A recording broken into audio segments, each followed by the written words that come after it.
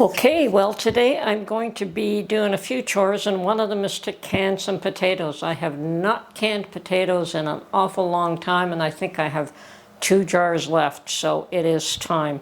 I'm also out of canned fries, but I had made some frozen fries recently, so at this point I'm going to just focus on potato chunks, and Mark has been frying them up with a little bit of green pepper and onion, and we have that as a side dish like that. So just want to make sure that he has plenty of stock when he needs it. So right now I've just got to peel all these potatoes, and then we'll cut them into chunks and we will go through the canning process. And yes, it has been quite a while since I've canned anything, since I stopped canning all that chicken stock that I make. Okay, I've got my pressure canner on the stove with about 3.5 quarts of water in there. I've got my lovely little new kettle, getting some water ready to be boiled, and I have 7 pint jars ready to go. I will be chopping up some potatoes into chunks, putting them in the jars, adding boiling water and a bit of salt, and sealing them, and then pressure canning them. Potatoes are low acid food, must be pressure canned. I do have some of my potatoes peeled. I don't know how many I'm going to need, so I'm going to start off with what I have, get as many jars as I can sealed up, and then if I need more, I will be cutting more. Okay, nothing special about how they're cut up, just in chunks. And if they're large, I like to do them in 8 like that. And if they're smaller potatoes, obviously I cut them in less than 8 pieces.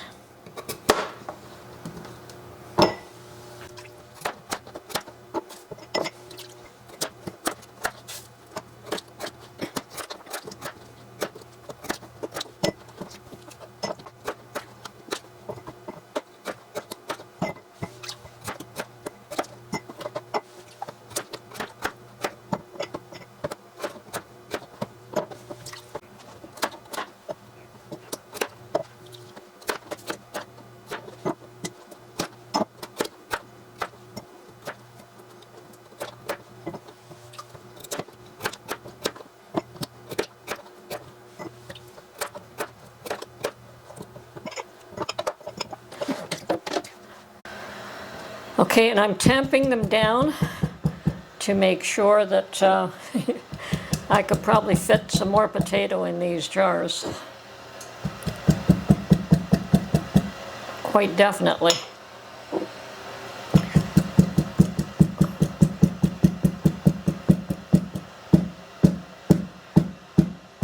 So I'm going to peel a few more potatoes and fill up the jars a little bit more. Okay, here I am. My jars are now full. And I'm going to put, about 1/2 teaspoon of salt in each one. You certainly could omit the salt if you choose to, but I prefer to add it. It does add flavor to the potatoes. Okay, and my water has boiled in my kettle, so I can fill up the jars now. And we want to fill them up to about 1-inch headspace.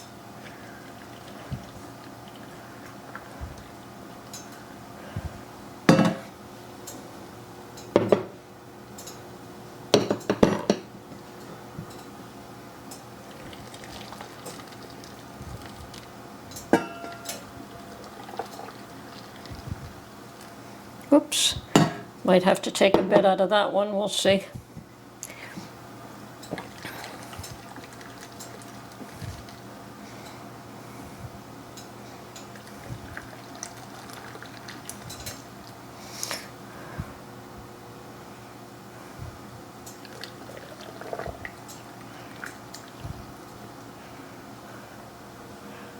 And it's important to debubble, especially when you've got chunks like this.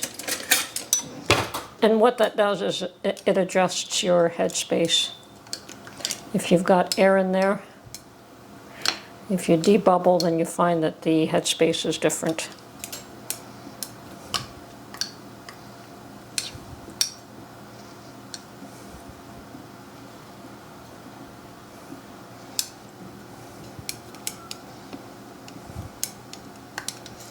Okay, that's 3.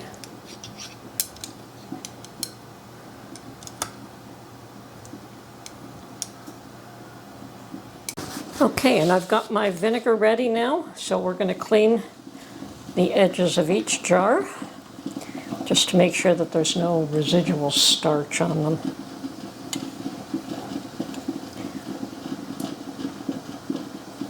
And my canner is already boiling, but here we go.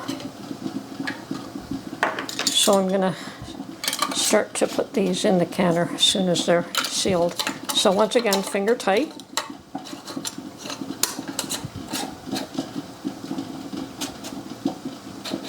Okay.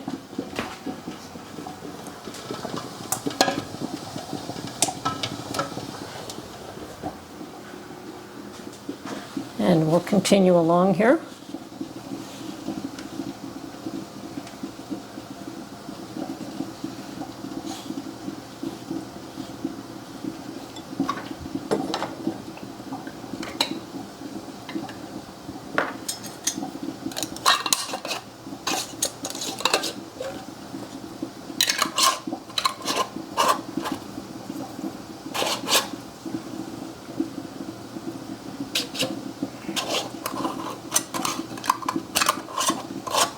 Okay.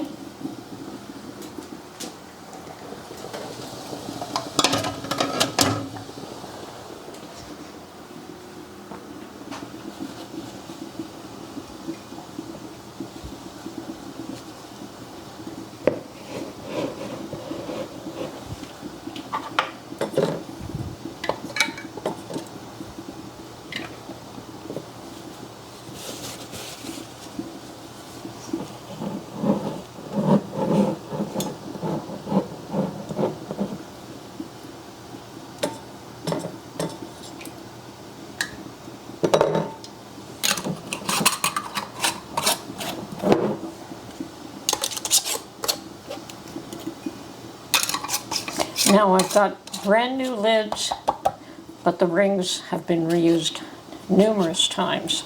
I washed them as best I could and put them back out to reuse.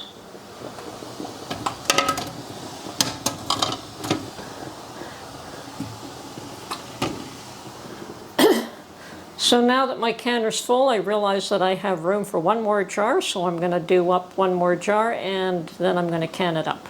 So I'm going to do. Okay, the last jar is ready and going in the canner. Okay, so now we just put the lid on and wait for this to seal. And vent for 10 minutes.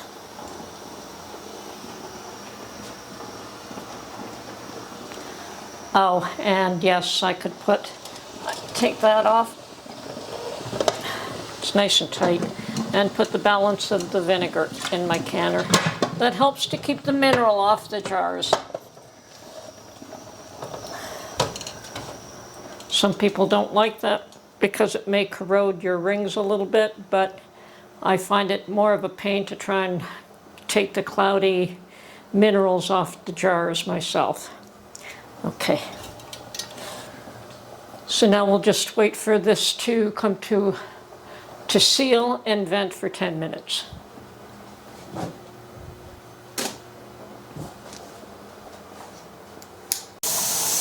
Okay, my canner has vented for a full 10 minutes. I'm going to put 10 pounds pressure weight on it now, and when it comes up to 10 pounds, and I use both the jiggler and the gauge to represent 10 pounds. The jiggler should be moving gently and the needle should be around 10 pounds.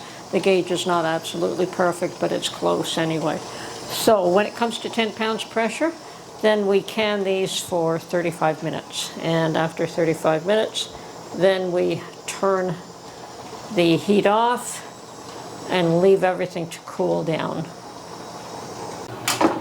Meanwhile, I have decided to try another batch of my meat pies, and this time I'm adding some mushroom to the filling, and I'm also testing out a new pastry.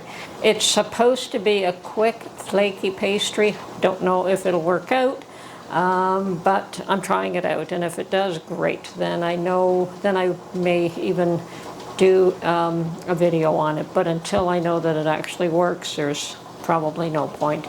It'll be very similar to my other pastry if it doesn't work out. Okay, well now we get to see if this actually is more of a flaky pastry.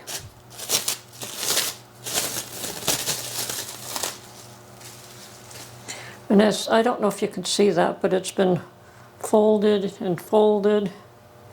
So that's supposed to be what gives it the flakiness. Now I'm going to do just half of it right now and put the other half in the fridge. And yes, there's a whole bunch of layers here. Okay, so half is going right back in the refrigerator to keep cool. Okay, done my work for the day. Finished another 6, 7, 14 patties, 14 meat pies. I have no idea if this pastry is going to be flakier, but that was the intent, and it was a test, and it's okay. They're still wonderfully edible anyway. And I've also got 8 jars of potatoes, fully canned, and they're actually all sealed. Every single one of them have popped and sealed, and I'm just waiting for them to cool now so I could take the rings off and put them in the pantry. So, and also just waiting for the oven to heat up in order to put these pies in, and I'm going to bake them all. They turned out wonderful baking them and then reheating them for 30 minutes in my toaster oven. They turned out absolutely perfect that way. So that is the way I'm going to do them. So now, as usual, I've just got the mess to clean up. This is Tony from Her Homestead Skills. Hope you enjoyed this video, and we will catch you on the next one. Bye for now.